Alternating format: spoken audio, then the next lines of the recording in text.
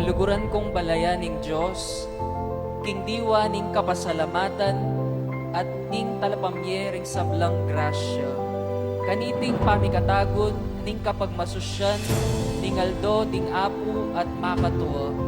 King kapamilatan ning grasya ning Diyos, ampon utos ning banal a Papa, pagkalang ne ing metong a indulhensya plenarya, king karaniwan a aske ning Santa Iglesia.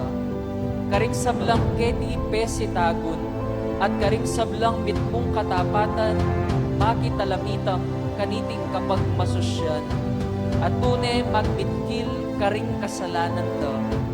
Ameng umpisal ang ponme kinabang.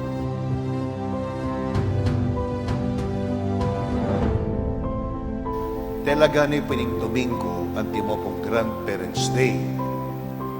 Ating patron saint po ng grandparents, iya pinya po isang taning atang patulunan, ang po isang Rocky.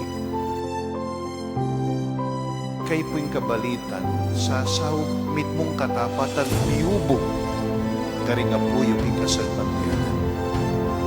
Kaya maralas po ding anak, o ding apo, palatina pa, biyasa na pong mamulos, uliyo. Biyasa lang mga di, uliyo. At keraklan po itang pamanugali, gusto at mayang mitatanam karela, uliyo. Anya po ding mes naging eskwela, o tayo nga po yung linuso, pamiya dyan ako. Maski nang maliyari, talaga pong kampyane, at maski nang maliyari, protektane po yung kapuna, na magsabi.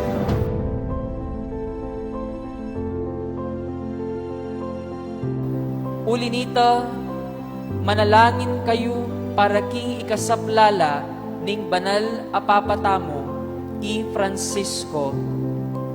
Ing Papa paulining kalingapan king Diyos, at para king indung Santa Iglesia, apakikwanan kapamilatan ning banal a pamibiyebye, lumakad king ganap a pamakiyagong kambena.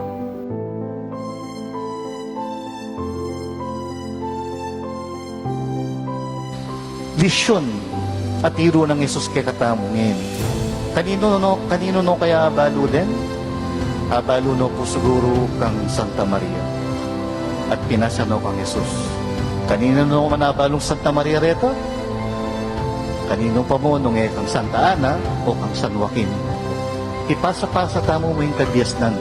Pati ring vision at tuturo ng Yesus kay katamo. At sana ilang biyayan tamo.